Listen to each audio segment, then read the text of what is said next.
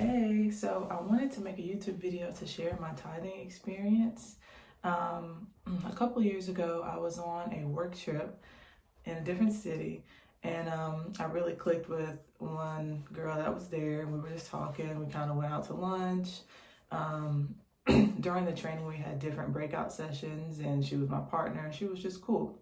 So she invited me to a church session that was nearby after the training was over. And I was like, yeah, that'd be cool. She said it was going to be a fish fry later. I believe it was a gospel group that was going to be there. I think it was Anthony and Therapy Group. And at that point, I had really listened to gospel music on my way to work all the time because I was always stressed with work. So when I got there and I saw the musician there, and it just felt like a free concert. Like, it was just awesome. I know it was a popular pastor there. I don't remember her name, but it was just a really awesome experience, and it was just really fun. I've never been a person to consistently go to church or anything like that, but I grew up with a lot of love in my family, so I always knew Jesus was real, and I always just wanted to do right by people. But anyway, at the church event, I just remember the pastor saying something along the lines of to give money, and she said exactly, why don't you get up and give God $1 for every year of your life? And at that time I was 27, and I just thought to myself, I don't think they need my $27. I just didn't feel compelled at all to give. And I remember the girl that invited me, she did give, and that was good, good for her. But I just remember I didn't have any feeling to give. I just kind of didn't understand the idea. And then at the time, I really thought I was a really giving person. When I go out to eat, I always tip the waitresses good, at least $10, $20. I want to, make people's day, and I feel like I always just give when I can. But it just at that time, I didn't really get it. So years go by, I get another job. Never really talked to the girl too much after that. A few texts, connection on LinkedIn. But yeah, so, I move on, and I have another job, and, I wasn't treated very well at this job. And to be honest, I haven't been treated very well at any of the jobs that I've been in. I used to just kind of overwork and kind of feel like I had to do it all on my own. Well, at this particular job that I was at, I ended up having a car accident. My whole car was totaled, and the car was paid off. Nice little 2007 Honda. Love that car, and it was completely totaled. At the time, I had really bad health insurance, and the deductible, I remember, was about $7,000. So after that, I was very stressed out about driving to work. I had to drive a car that was shaking, like the actual wheel was shaking. And I drove for an hour, about a 40-mile drive to get to work every day with the car shaking. So it was just not a good time. I was very stressed. So it got to the point where I ended up losing that job. And I was like, wow, like this was only a few months after the accident. So, but when I had the accident, I went to the hospital. I got different scans. I think they scanned my head, they scanned my neck, my shoulder. I had a couple different doctor's appointments, but thank God that I was completely fine. But I wanted to go to the doctor to make sure. It was a T-bone collision. A woman just kind of turned and just nailed me. So I'm just very grateful that I walked away fine, and all the tests and everything was fine. But I did feel physical effects from it. Like, for a couple of days, I just felt tired, I felt crummy. And I had to go to chiropractor after that, and just a lot of different stuff. But the health insurance that I had a very high deductible, was not good. About $7,000. So as I was looking at all these medical bills that I had from this accident, I I just knew I was really concerned whether I could pay for the accident, right, with what the insurance deductible was. So it was about $7,000 of medical bills, and then my deductible was $7,000. So I was just hoping that I wouldn't have to pay anything out of pocket, and especially at that time I had just lost my job. So, I'm really worried about that. Doctors keep calling me, sending me these bills, and I'm just like, I don't know, I haven't received anything from my car insurance. So after this car accident, I hadn't got any money from the person who hit me, their insurance yet. We're doing all this paperwork, we're filling out all these things, going through this process, right? While I'm driving this car that isn't the best.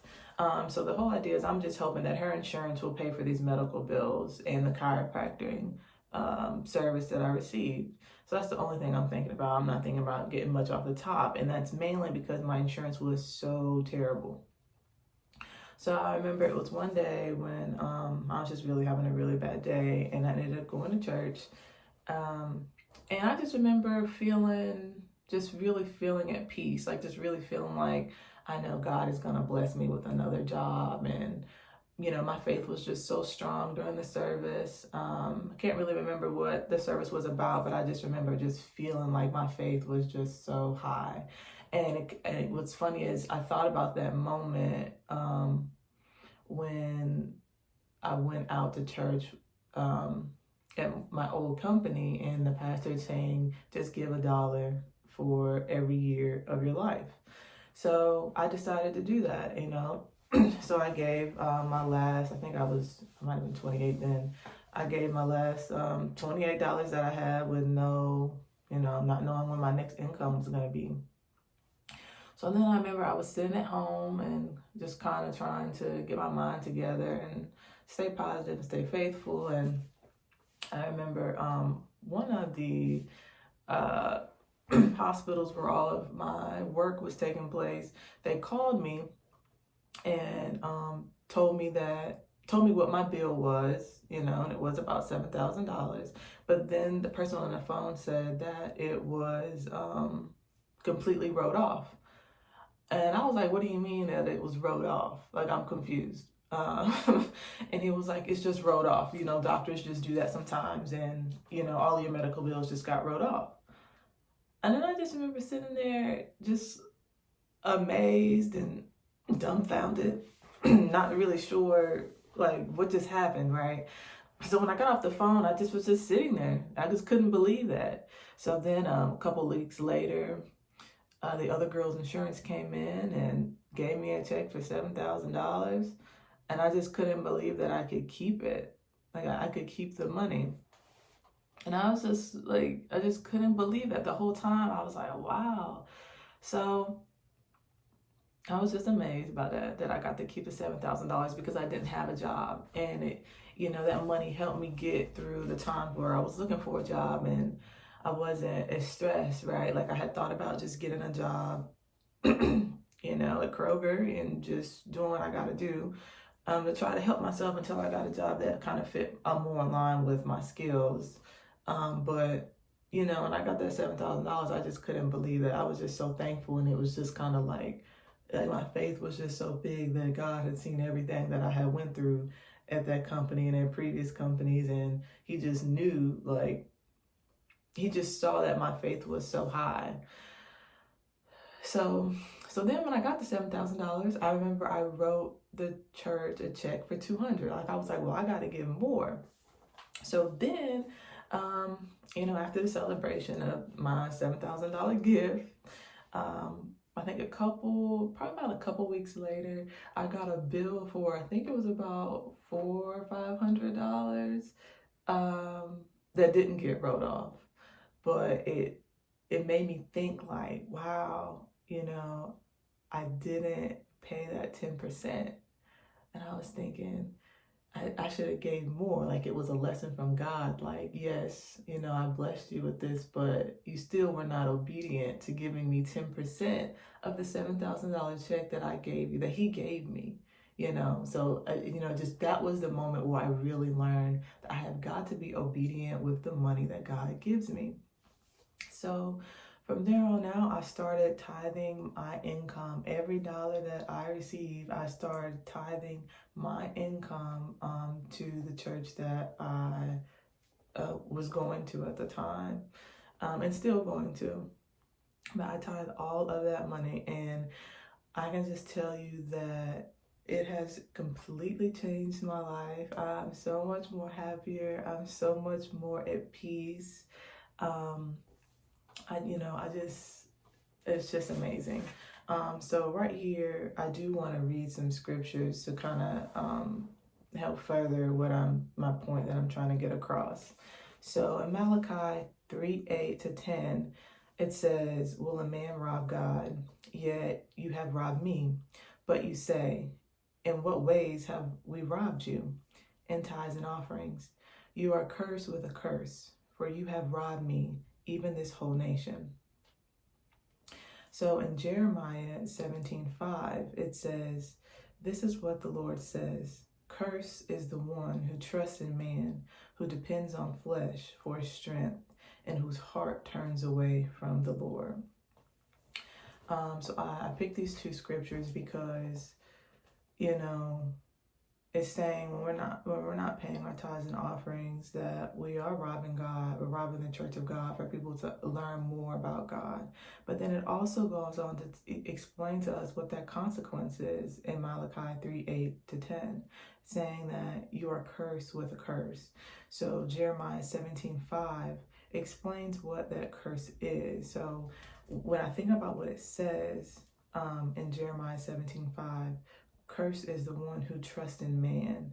So before I started paying my tithes, I trusted in myself and my ability in working and doing things that I really should not have been doing, right? Just, doing what my boss says, even if that may not be what I need to be doing. Working overtime, thinking, not having enough faith when a boss is being mean to me or talking to me, or, not having enough faith to speak up to bosses who may not be very nice. So these were the curses that I had on myself. It's because I was trusting in myself to try to do what I needed to do to get this money. I want to talk a little bit more about that curse. So being a female and a Black woman, the curse that I was really experiencing was imposter syndrome. Feeling like that I don't belong in certain places or certain jobs, even though I do have a bachelor's degree and I have interned at different companies that I worked for free. So I had those curses of not feeling like I belong there.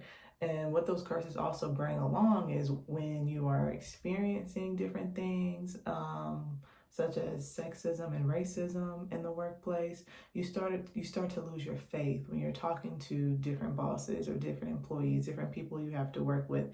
Your mind starts changing and thinking about, well, I need to do things this way so I don't piss her off, or I probably shouldn't wear braids to this meeting because I don't want everybody staring at me. I don't want anyone touching my hair. There was even a time where in interviews and different meetings, I would wear glasses and try to make myself look more intelligent. Just trying to take things into my own hands where that doesn't matter. All those things don't matter. If someone feels like I don't belong in a certain place, or if they feel like I'm here and it's not based on merit, those are those individuals' problems. Those are not my problems, right? And I think as Black people and women, we just we overcompensate for different things, maybe for the imposter syndrome, but then also, that doesn't come from anything, from out of the space. Like imposter syndrome can come from how you've been treated. Direct racism, direct sexism, indirect racism. So I was letting these things beat me down, and those were those things that were a curse. Also in Jeremiah 17, it also says, "Who depends on flesh for his strength, and whose heart turns away from God." So I definitely experienced that. So I'm thinking I depend on myself for my strength. So instead of speaking up at all times with narcissistic bosses and people who are taking advantage, um, I just felt like, doing things my own way. So, um, doing little passive aggressive things back to your boss, sending, passive aggressive emails, trying to stand up for yourself, depending on my own strength, my own, schemes of how can I get this person to listen to me? How can I start showing you that I'm taking proof of what you're doing and how you're treating me, and sending those emails back, showing that I have evidence. All those things, they turn your heart away from God. They make you angry. At these jobs, I was getting pissed off, because I feel like I'm in all on my own. I gotta do this all on my own. I'm a Black woman here in these jobs, and I gotta do it all on my own. And it turned my heart away from God. I don't have to do it all on my own. Now that I pay my tithes, I don't have to do it all on my own. So when I feel like I'm getting treated a certain way, I don't even worry about it. All I can do is focus on God's word and being obedient, and to let Him handle it. And I'm so much less stressed. I work in technology now. I work from home. What paying tithes has done has just been a beautiful thing. It has increased my faith. It has shown up in so many different ways, where I've just been so much of a more happier person, more faithful person, more peaceful person. I'm more grateful in the things that I have. And paying your tithes doesn't mean you're gonna miss out. If I pay 10% of my income, how am I gonna pay for new Jordans? How am I gonna pay for anything? Anything extra? Well, that's where the faith steps in. You pay for your tithes and you just watch what God's gonna do. I've seen myself get a raise out of nowhere. And it's not all about money, like I was saying, about working from home. It's just so peaceful, and I don't have to just overthink about things. I let God handle it. So if I want to show up to work with braids, that's my business. I see other people who don't look like me in the workplace that have purple hair, pink hair. And, in my mind, I don't think that's the best idea for me as a Black woman to show up like that. But now I'm not concerned about that anymore. I'm not. If I want to change my lace front every other day, it's my business. And even though I work from home, if I need to open my camera and I have on my pink lace front for the day, that's my business. I'm not worried about that anymore. My faith comes from God, and I'm going to do what I got to do to keep my job, and I'm going to do what I got to do as far as making these requirements and doing my responsibilities and doing my tasks. And I wanted to also read another scripture that talks about, just kind of like when people say, well, I know somebody that paid their tithes and they ain't got no money and they don't look happy, and, all these things. Or maybe yourself, maybe you started paying tithes and you felt like, well, I've been paying tithes for a long time and I'm not happy. I still feel stressed out at work, or I don't see any new blessings. So I just wanted to read this. It's Matthew 23:23. What sorrow awaits you, teachers of religious law, and you Pharisees, hypocrites, for you are careful to tithe even the tiniest income from your herb gardens, but you ignore the more important aspects of the law: justice, mercy, and faith. You should tithe, yes, but do not neglect the more important things. So here, it's just talking about, yes, tithing is important. And, in this scripture, he's talking about religious leaders who are tithing and who are being obedient in that way. But God is saying that the more important things of tithing is justice, mercy, and faith. So for justice, are you doing people the right way? Are you doing the job that you have? Or are you being honest when you're applying for jobs if you're looking for a job?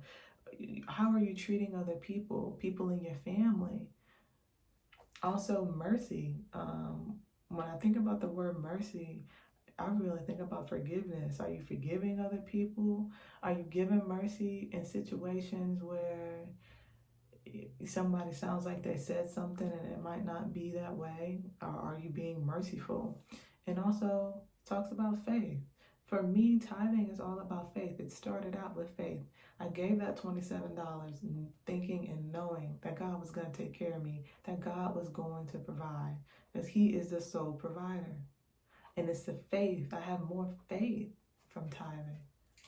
It's increased my faith. I don't have to worry about anything as long as I'm doing what I need to be doing, focused on my working job. I don't have to worry about what other people think. I don't have to worry about nasty emails.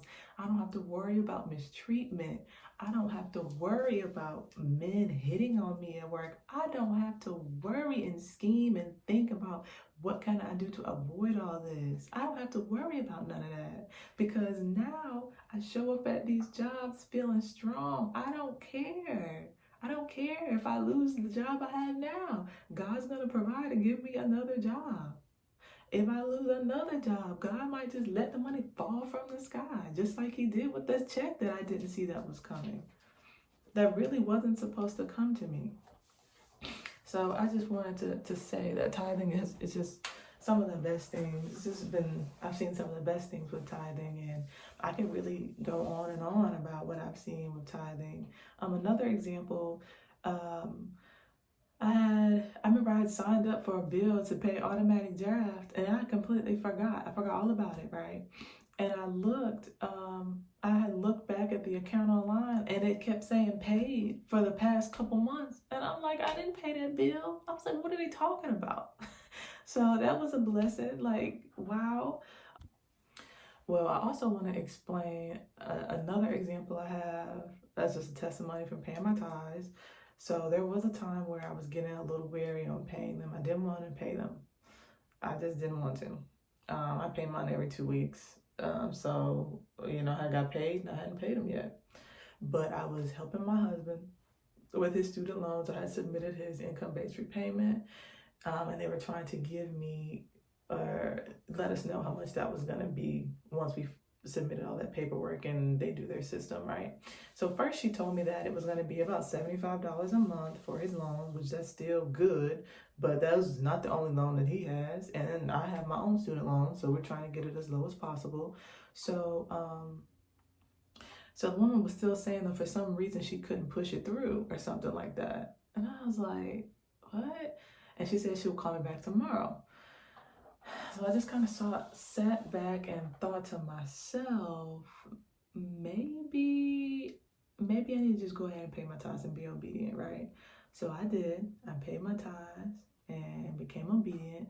Then somehow when this woman calls me back the next day, she says, okay, well now it's saying you only have to pay $5 a month. She was like, and she was confused on the phone. She was like, I don't understand. But she said, but the $5 a month is going to submit. And I was like, wow. I just couldn't believe it. I was like, I've got to be obedient. And I just also wanted to share this because you just got to be obedient. And then the biggest thing about this is, with my husband, we are one. So he does give money to church, but I don't think he consistently tithes 10% every time he gets paid. But it just shows you, like, we are one.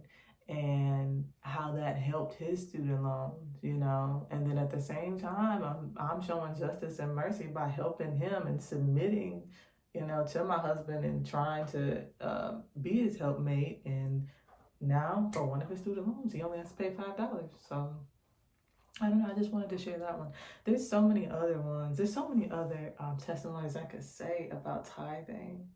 And then now once I've been obedient and tithing, now I just have this new desire and possibly gift to give. I just want to give. And I'm learning that there is a difference between tithing and giving. Tithing is a form of obedience to me. It's giving back what the Lord gave me. It's me showing him that I trust you. I have my faith in you to provide for me and my family.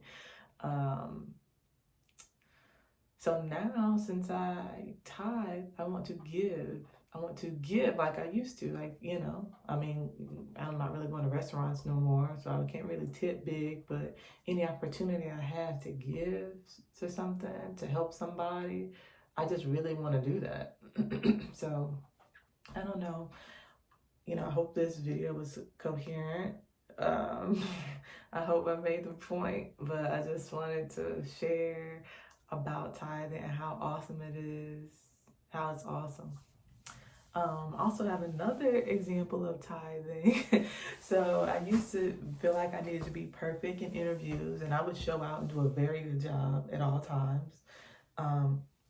But the next job that I got after losing one of my jobs, the interview was horrible. It was absolutely horrible on my part.